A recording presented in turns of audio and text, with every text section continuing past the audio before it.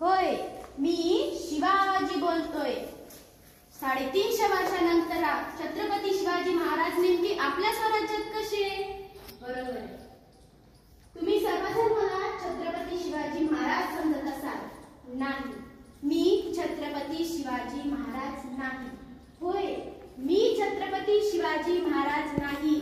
मी तर या स्वराज्याचा आणि शिवरायांचा निष्ठावंत मावळा शिवाजी काशीद आहे. होय, मी शिवाजी काशीद आहे. त्या पन्हाळगडाच्या प्रसंगामध्ये शिवरायांना स्वराज्यात सुखरूप पाठवण्यासाठी या शिवाजी काशीदचे बलिदान झाले होते आणि त्याच वेळी इतिहासाने माझं नाव सुवर्णाक्षरांनी लिहिलं गेलं. पण आता तुम्हाला एक प्रश्न नेमका गोंधळत असेल की हा शिवाजी काशीद कोण?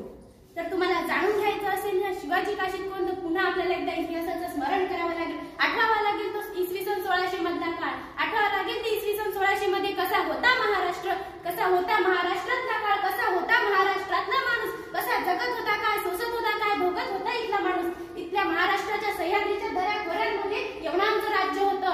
आदिलशाही, निजामशाही, मुघलशाही, इंग्रज, डच, फ्रेंच, पोर्तुगीज यांचं स्वराज्य होतं. यांच्या अन्याय अत्याचारामुळे इथली प्रजा फार होरपाळून गेली होती. कधी केव्हा उभ्या पिकाला आडवी करत, गावातल्या देवळाचा कळस आणि अंगणातली तुळस उद्ध्वस्त करत आपल्या आई बहिणीची आठवण आपल्या घराच्या दारावर लुटली जात होती. पण कुणाच्या मनगटात ताकद नव्हती की त्या यवनांचा तिथेच तलवार करून नायनाट करावा. पण त्या प्रजेचे अश्रू, त्या यातना, त्या वेदना मात्र एकाच माऊलीला दिसत होत्या आणि त्या माऊलीचं नाव होतं माझी जाऊ आणि कडाडण्याची जाऊ. मी